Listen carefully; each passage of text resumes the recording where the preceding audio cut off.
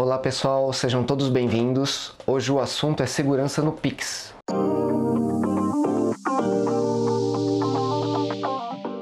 O Pix já entrou em vigor há algum tempo e a gente está ouvindo todos falarem, a respeito do Pix. Até o carro do ovo que passa aqui já andou me pedindo pagamento via Pix. Mas quanto à segurança, será que vale a pena? Será que é seguro utilizar o Pix? Bom pessoal, eu estou fazendo esse vídeo porque eu fiz uma enquete lá no Instagram do Nerd Descomplicado.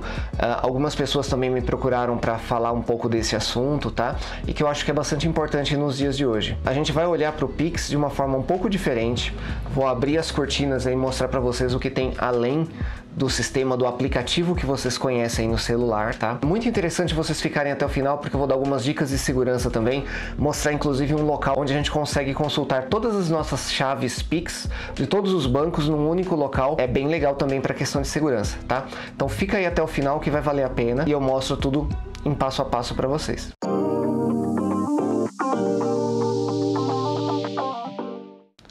Então vamos entender certinho o que é o Pix. Então, só para deixar todos na mesma página, o que é o Pix? É um meio de pagamento instantâneo, criado pelo Bacen, onde a gente pode fazer pagamentos e transferências instantâneas para qualquer pessoa ou instituição. O Pix ele promete custos menores porque o pagamento ele é realizado diretamente do pagador para o recebedor, sem intermediários, como muitos dos sistemas que a gente utiliza hoje em dia. Isso vai fazer com que ele seja mais barato, praticamente sem custos, e também que ele ocorra num tempo muito menor. Por isso a previsão para que ele ocorra é de até 10 segundos por transação, que é um tempo baixíssimo. E não se enganem, pessoal, o Pix ele não é uma inovação, tá? Longe disso, o Pix ele é uma necessidade. O Brasil ele só está correndo atrás do prejuízo dos outros países que já estão implantando o Pix, tá? Que já estão bem mais avançados que o Brasil, por exemplo. Porque o pagamento instantâneo ele é uma necessidade no mundo inteiro. O mundo precisa substituir essas questões de, nossa, eu efetuo um pagamento hoje, tenho que esperar a compensação no dia seguinte. O mundo hoje ele é online, ele requer que a gente seja muito mais rápido. Então a gente pode ver aqui, ó, por exemplo, no azulzinho, onde o sistema já está implantado pelo mundo. Tá vendo? Os países onde o sistema já foi implantado e já está funcionando. O amarelinho, os países onde está em implantação. Em vermelho, os países onde está em discussão. Precisa ter um sistema de pagamento instantâneo, senão a gente vai ficar para trás do resto do mundo. A gente vai ficar para trás e não vai acompanhar. Então o Pix é uma necessidade. Ele é uma evolução. Então a ideia mesmo é que ele substitua com o tempo as metodologias, os tipos de pagamento tradicionais. Então assim como a gente tinha as trocas, que foi substituído pela moeda de metal, Aí depois foi substituído pelo papel moeda. Aí o papel moeda começou a ser substituído pelo cheque, que a gente já quase não ouve falar hoje em dia, O cheque em papel. Aí foi substituído pelo cartão magnético. Num dado momento todo mundo passou a usar cartão de crédito e de débito e assim por diante. Hoje muita gente já não usa nem o cartão. É tudo por meio de cartões virtuais e transações eletrônicas. E o Pix é uma evolução disso, é uma evolução dessas transações eletrônicas. A gente precisa realmente implantá-lo para ter essa evolução e, por consequência, essas metodologias tradicionais vão saindo de mercado. No futuro bem próximo é capaz a gente não ouvir falar mais em cartão magnético, por exemplo. Vamos lá então, entender certinho como é o Pix. Uma formação de arranjo aberto. O que significa isso? Eu tenho uma plataforma única, que é o SPI, é o Sistema de Pagamento Instantâneo, que é desenvolvida, operada e controlada pelo Banco Central, onde eu tenho lá dentro o Diretório de Identificadores de Contas Transacionais, que é o DICT, que é onde ficam as chaves de e-mail, de telefone, CPF, todas as chaves que a gente cadastra para recebimento, elas ficam aqui dentro, tá? E essa plataforma única ela faz a liquidação das transações por meio dessas chaves, ou digitação de dados, ou QR Codes associados a essas chaves, uma série de itens aqui dentro, tá? E é aqui dentro que fica também a conta API, a gente vai ver um pouco mais para frente. As prestadoras de serviços, os bancos, as instituições financeiras, elas acessam esse diretório, tá? Elas enviam e recebem informações dele por meio de interfaces, arquivos de comunicação, APIs para comunicação, onde tem ali algumas camadas de segurança para isso, que a gente vai falar um pouquinho também. Eles têm acesso a essas informações, por isso que é o arranjo aberto, tá? Mas não se confundam, é centralizado, é o Banco Central que controla toda essa plataforma de pagamentos. E isso funciona 24 horas por dia, 7 dias por semana, domingo, feriado, né? Ao contrário dos outros métodos de pagamento que a gente tem hoje. Legal, vamos olhar então de forma macro como é esse fluxo, tá? Aqui no centro, essa torre preta que vocês estão vendo aqui, é a infraestrutura única que eu comentei ali atrás. É a infraestrutura do Banco Central, onde eu tenho ali o meu sistema de pagamento instantâneo, do Pix, e o DICT, que tem as chaves, todas as informações referentes aos recebedores e pagadores. Tá? E como funciona isso? Vamos olhar aqui para a ponta, ó, eu tenho um pagador, e lá na outra ponta eu tenho um recebedor. Tá? Pode ser uma loja, um vendedor, um prestador de serviço aqui, que é o recebedor do valor que eu estou pagando via Pix. Então, quando este pagador abre o aplicativo dele, ele vai abrir o aplicativo dele da instituição dele. Cuidado, o Pix ele não tem um aplicativo próprio para o Pix. Se vocês verem por aí um aplicativo, um site próprio de Pix, é fraude. Cuidado. O Pix ele vai estar sempre dentro do aplicativo da sua instituição financeira. Tá? Então, esse cliente aqui ele é do banco A e o recebedor aqui, o vendedor, é do banco B. Tá? Então, este pagador aqui, ele abre o aplicativo do banco A dele, tá? Da instituição A, que pode ser um banco, por exemplo, um provedor de serviço de pagamento que detém a conta transacional dele. O provedor de serviço de pagamento é quem detém a conta transacional daquele cliente. Ou ele pode ser um provedor de serviço de iniciação de pagamento. Esse cliente está acessando o sistema, o aplicativo de uma iniciadora de pagamento. Uma lotérica, por exemplo, onde ele vai fazer um pagamento, ou alguma instituição financeira que tenha uma carteira de investimentos, algo assim, mas que não é detentora da conta transacional desse cliente. Se ele fizer o pagamento por uma iniciadora de pagamentos, obrigatoriamente vai ter que ser acionado o banco dele para esse pagamento passar pelo banco dele, tá? Para esse Pix passar pelo banco do cliente. Tem que obrigatoriamente passar pelo provedor de serviço de pagamentos desse cliente, que é um banco. Ou uma instituição financeira para câmbio, para outras situações, tá? Diversas situações aí que a gente pode enquadrar que não é muito objetivo aqui. Esse provedor de serviço de pagamento, esse banco desse cliente, por exemplo, ele precisa ser ou um participante direto ou um participante indireto do Pix. O que é isso? Participante indireto significa que esse provedor de serviço de pagamento aqui, ele tem a infra necessária, ele tem a infraestrutura, as questões de segurança, toda a tecnologia necessária para acessar diretamente a infra do Banco Central. Tá? Então ele vai conseguir entrar lá na infra do Banco Central e mandar as informações do pagamento, do recebedor e assim por diante. Tá? E aí vai fazer esse vínculo aqui dentro por meio das chaves, do QR Code, né? Notem que eu falei que esse banco ele precisa ser um participante direto. Por quê? Porque ele pode ser também um participante indireto. Mas o participante indireto entende-se que ele não tem a infra necessária, as questões de segurança necessária, por exemplo, para acessar a infra diretamente do Banco Central. Então, ele é um participante indireto, ele atua como um participante indireto. Nesse caso, ele precisa de um participante direto. Ele vai ter que ter um convênio, ele vai ter que ser associado a um banco para, por meio desse participante direto, acessar os dados do Pix. Tá? Então, não é qualquer um, tá, pessoal? Ele tem que ser um participante direto para acessar. E quando o Banco Central abriu o cadastramento para participação no Pix, ele colocou lá o formulário, né, para preenchimento, para todas as questões de preenchimento, e houve uma análise. Então teve centenas de empresas, bancos, instituições financeiras que pediram participações, tanto diretas como indiretas. O Banco Central aprovou ou não essas participações, muito diante da infra que essas empresas apresentavam, tá?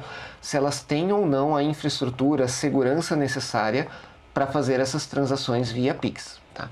Então, existe uma estrutura aí para garantir a segurança que a gente vai ver um pouco mais para frente se é eficaz ou não, tá, pessoal? Falando um pouquinho dessa infraestrutura centralizada lá do Banco Central. Como eu disse, é lá que está o DICT, são o diretório de identificadores de contas transacionais, que é onde estão as chaves que a gente chaves de endereçamento, e lá dentro tem a conta PI também, que é uma conta do participante direto.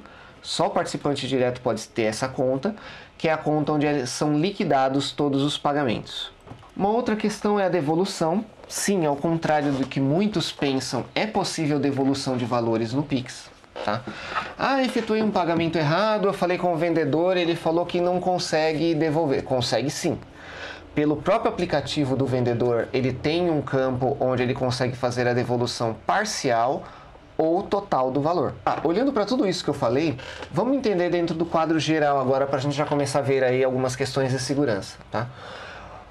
Esse esquema que eu coloquei aqui para vocês na tela, eu tenho várias camadas. Eu tenho a camada do pagador aqui em cima, ó. Tenho a camada do PSP do pagador, que é o banco deste pagador. No centro aqui, ó, eu tenho a camada do Banco Central, tá? A infraestrutura lá do Pix do Banco Central. Mais para baixo aqui eu tenho o PSP do recebedor, quer dizer, o banco do recebedor, que vai estar recebendo esse pagamento Pix.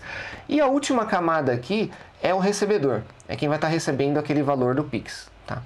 Então, como funciona? Esse pagador aqui, ele deu start no pagamento. Ele abriu o aplicativo dele lá do banco dele e fez um pagamento via Pix, por meio de uma chave, um QR Code, isso é indiferente. Tá? Isso gerou uma ordem de pagamento lá no sistema do Pix. O sistema vai verificar se essa ordem ela é prioritária ou não prioritária. Se o pagador colocou como prioritário ou não prioritário. Se for não prioritário, ele vai armazenar ela, vai agendar e vai segurar até a data do agendamento para soltar na data do agendamento.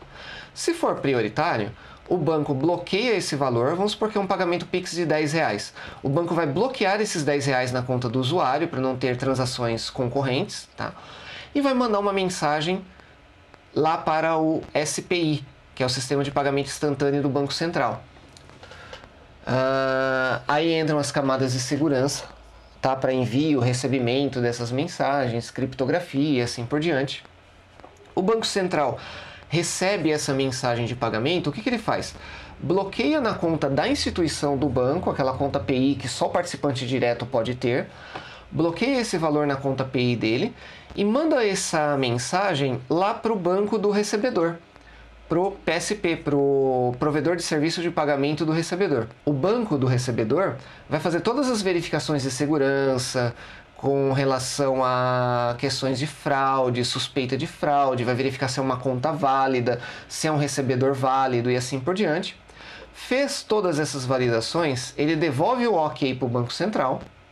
O Banco Central ajusta os saldos, quer dizer, tira da conta do banco A, coloca na conta do banco B e manda o comunicado para os bancos. Manda o comunicado para o banco do pagador, falando, ó, pode debitar a conta dele, e manda o comunicado para o banco do recebedor, pode creditar na conta dele. Então, o banco do recebedor acredita na conta aqui do recebedor, o recebedor recebe esse crédito, e o banco do pagador aqui debita da conta dele, o pagador consegue ver lá no saldo dele aquele débito referente a este pagamento, tá? Todo esse fluxo aqui em questão de 10 segundos. É rápido mesmo. É uma estrutura que já existe hoje. Essa estrutura de mensageria já funciona hoje para o TED, por exemplo. Então a gente vai ter, digamos aí, a mesma segurança que a gente já tem para o TED hoje, tá? Porque é a mesma estrutura de mensageria que é utilizada para o TED. Só usa menos intermediários.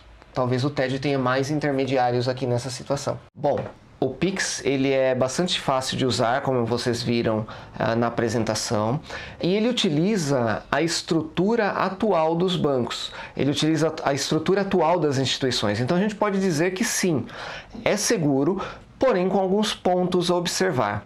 Agora que a gente já definiu legal como funciona o Pix, seria interessante a gente falar sobre alguns pontos que foram abordados muito na mídia nos últimos tempos. Principalmente a declaração do ex-diretor de Assuntos Internacionais do Banco Central. Tá?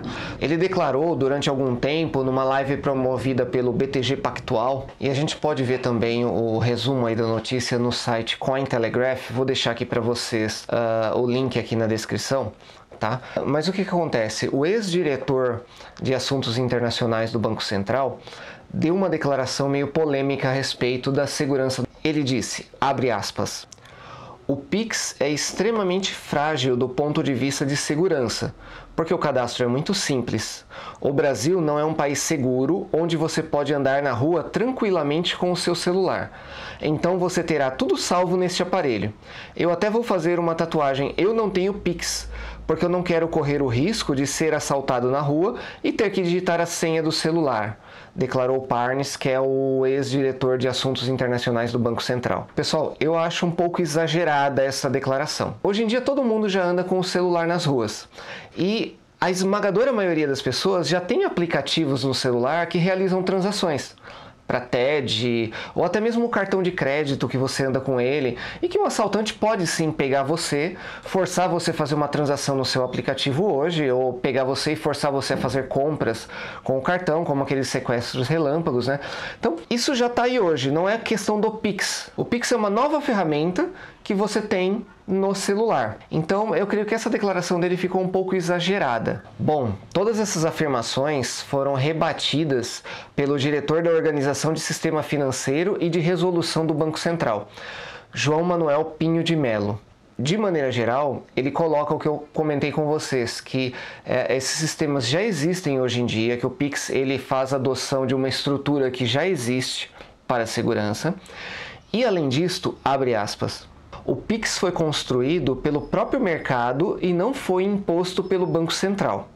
E tão importante ou mais, vendo as necessidades do mercado do ponto de vista de segurança. Lembrando que no Fórum Pix, o grupo de trabalho de segurança foi liderado pela Febraban. O Pix é muito mais seguro que os sistemas que temos hoje para TED. No Pix, o seu banco ou fintech não pode pôr um limite de transação inferior a TED, mas você pode definir seu limite no Pix da sua forma. Assim você pode dizer, meu limite para Pix é R$100, fecha aspas. Então o que ele está querendo dizer aqui, pessoal? O sistema do Pix é tão seguro quanto, se não mais, do que o sistema para TEDs hoje em dia. Assim como o bandido ele pode pegar o seu celular e forçar você a fazer uma TED, ele pode pegar você e forçar você a fazer um Pix. Tá? Nessa questão colocada pelo ex-diretor de Serviços Internacionais do Banco Central. Tá? E aí ele complementa que além de você utilizar uma estrutura que já existe para a segurança, que é tão seguro quanto, ele complementa a questão dos limites. Sim, para o Pix podemos ter limites. A gente pode estabelecer limites por segurança, tá? E aí é uma dica bastante válida, porque a instrução normativa do Banco Central, número 40, ela traz algumas regras para esses limites. O participante do Pix deve disponibilizar a opção para que o usuário final solicite alteração no valor do limite disponibilizado. O participante do Pix pode, a seu critério, isso a gente está falando dos bancos, acatar solicitações para aumentar o valor do Pix disponibilizado. Agora, muito importante, o participante do Pix deve acatar as solicitações para diminuir o valor do limite disponibilizado. Quer dizer, caso o usuário ache falta de segurança andar com o celular tendo um limite Pix muito alto, vamos supor que o banco colocou 10 mil, 20 mil, você pode sim, pelo próprio aplicativo, pela própria atendimento da sua instituição financeira, solicitar a redução desse limite e a instituição ela deve acatar essa solicitação. Um outro ponto bastante polêmico com relação a questões de segurança é que o próprio ex-diretor também levantou durante esta live, é que no caso do Pix, caso haja uma suspeita de fraude, o dinheiro pode ser retirado da conta do recebedor sem a necessidade da autorização do mesmo. E aí a gente cai num ponto delicado. Isso é um pouco complicado porque é uma situação que o Banco Central ainda não explicou ao certo como vai funcionar, tá? Ainda tem uma discussão muito grande a respeito disso. E em tese, retirar dinheiro da conta de uma pessoa sem autorização dela, mesmo tendo uma fraude confirmada, tá? Em tese isso seria crime, tá? Retirar esse valor da conta da pessoa sem autorização dela. E como funciona essa verificação de fraude, né? Como a gente viu lá atrás na apresentação do Pix, tem diversas camadas onde vai estar funcionando criptografia, senha, códigos de segurança, tudo como já é hoje para você fazer uma TED, por exemplo. Então toda a segurança que você tem hoje para fazer uma TED é a mesma segurança no Pix, tá? E quando o banco percebe a situação de uma fraude, tá? O banco ele pode segurar essa transação Pix que deveria acontecer em 10 segundos, ele pode assegurar até 30 minutos durante o dia ou até 1 hora durante a noite. para verificação. Então, os sistemas antifraude do banco, eles fazem uma série de verificações entre a localidade que está sendo emitido, valores, perfil daquele cliente. Os bancos eles já trabalham hoje com uma série de verificações para identificação de fraudes. O banco vai estar fazendo essa identificação e caso o sistema perceba que pode ser advindo de fraude, ele pode segurar essa transação por até 30 minutos durante o dia ou até 1 hora durante a noite. Comprovando a fraude, ele pode barrar essa transação. Se ainda assim passou por todos os sistemas antifraude dos bancos, chegou a dar entrada lá no DICT, na estrutura do Banco Central, no SPI, e efetuou-se a transação, não foi possível pegar aí essa fraude, mas posteriormente o Banco Central observou essa fraude, aí ele pode fazer o estorno desse valor. E é nesse ponto que está a polêmica, porque não depende da autorização da pessoa que recebeu esse valor na conta. Então, resumindo, o Pix é seguro sim. Tá? Apesar dessas questões um pouco mais polêmicas, ele é seguro porque ele já usa hoje uma estrutura consolidada das instituições financeiras e é a mesma estrutura que já está em funcionamento, que já passou por centenas, milhares de testes. Porém, a gente precisa fazer algumas observações com relação à segurança, porque não adianta nada o banco trabalhar nessa segurança, a instituição financeira trabalhar nessa segurança no outro lado e também a gente não fazer a nossa parte. Então eu vou colocar algumas dicas aqui de algumas situações que podem acontecer e que já está até mesmo acontecendo. Tá, com relação ao Pix e que muita gente está com medo de utilizar o Pix aí por conta dessas situações. Bom, vamos supor que eu cadastrei a minha chave CPF como recebedor do Pix. Então eu vou fornecer o meu CPF para outras pessoas efetuarem pagamentos para mim via Pix. O que um hacker, por exemplo, um golpista faria em posse desta informação?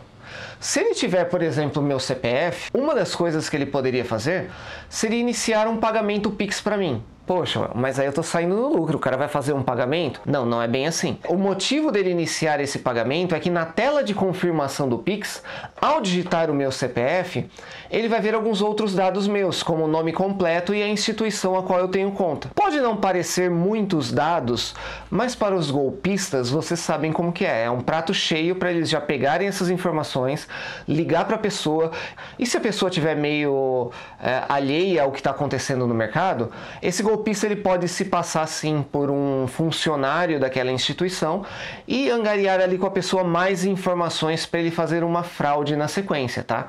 Mas vai precisar realmente ter um contato, algo assim. Mas e se eu usasse o meu celular como chave? A mesma situação, e agora ele ainda tem o seu número para te ligar. O nosso celular às vezes fica aparente em diversos fóruns, grupos de WhatsApp que a gente participa, não é algo tão sigiloso, né?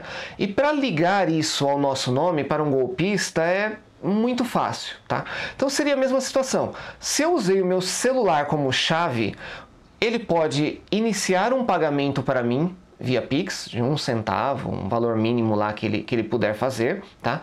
Ele inicia esse pagamento Pix.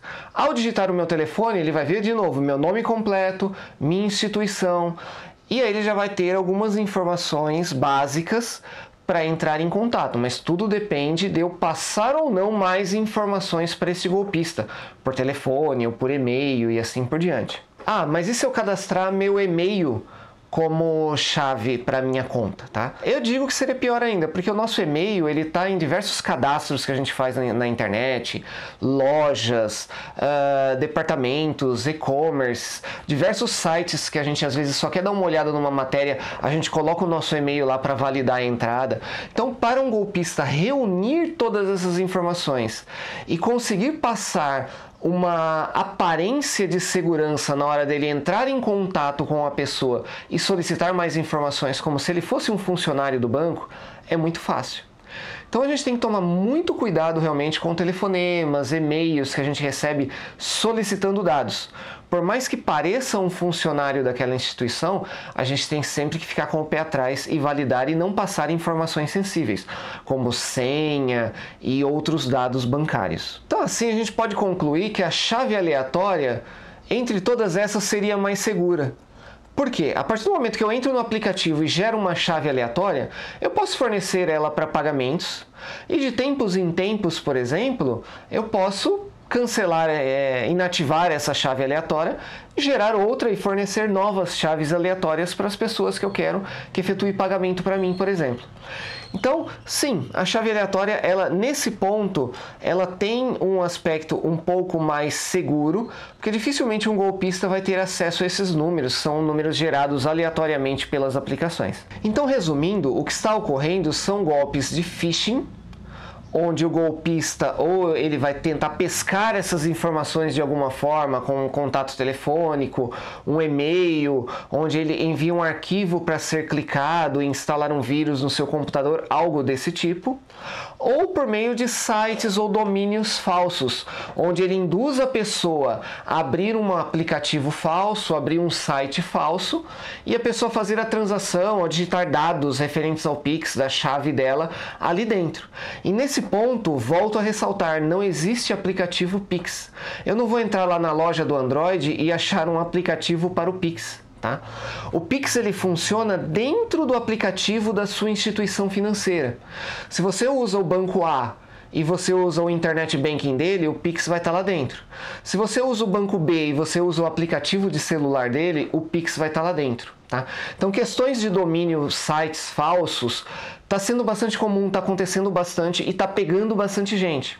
E é aí que a gente precisa tomar cuidado, tá? Porque se a gente entra num site falso e digita nossas informações lá dentro, não tem como as instituições, os bancos garantirem a nossa segurança. O golpista vai ter esses dados e realmente vai conseguir fazer transações nesse sentido, tá? Então, o Pix ele é seguro porque ele já existe dentro de uma estrutura testada. Eu ajudei, inclusive, eu trabalhei em consultoria durante muitos anos ajudando a fazer testes nessa área, tá? Então, é uma estrutura já muito bem testada que já existe hoje. Porém, requer a nossa parte. Nós, como usuários, precisamos saber para quem nós estamos fornecendo as nossas informações, principalmente as informações das nossas chaves de transações do Pix. Precisamos ter uma ideia exata de como funcionam essas chaves, como eu expliquei aqui para vocês, e temos que tomar muito cuidado com as questões de phishing, domínios, sites falsos, aplicativos falsos, porque se o golpista tem essas informações, não há o que fazer. Tá? Ele vai sim fazer um golpe, algo na nossa conta, mas aí isso é para qualquer produto, não é só para o Pix, tá? É para cartão de crédito, é para TED, é para DOC, empréstimos e assim por diante. Agora, quem ficou aqui até o final, uma dica bastante importante. Tem um lugar onde a gente consegue consultar todas as nossas chaves Pix, saber se está tudo corretinho, se está vinculado à instituição que a gente realmente deseja, inclusive fazer algumas outras verificações com relação à nossa saúde financeira também, que é o site do sistema Registrato do Banco Central. Eu vou deixar o card aqui no final, porque eu já tenho um outro vídeo que eu coloquei aqui no canal, explicando certinho, passo a passo, de como a gente acessar o site do Registrato e consultar toda a nossa capivara financeira, saber questões de endividamento e também olhar para as chaves do Pix. Tudo que já está cadastrado, tudo que já está funcionando para o Pix. Então é isso aí, pessoal. É isso que eu queria falar a respeito da segurança. Eu tentei condensar bastante aqui num vídeo curto, mostrando para vocês de uma forma um pouco diferente como funciona o Pix por trás do aplicativo, tá? É um meio aí que eu já estou envolvido há algum tempo e espero ter passado para vocês alguns pontos, algumas dicas de segurança para se trabalhar com o Pix. Sim, seguindo essas dicas, o Pix ele é tão seguro ou mais aos sistemas que já existem hoje e a gente tem toda a facilidade, a comodidade de estar sempre com o celular ali na mão, sempre poder fazer o pagamento, tá? De uma forma rápida, que é o que o pagamento instantâneo precisa para as transações online. Ele precisa ser rápido, ele precisa ser imediato.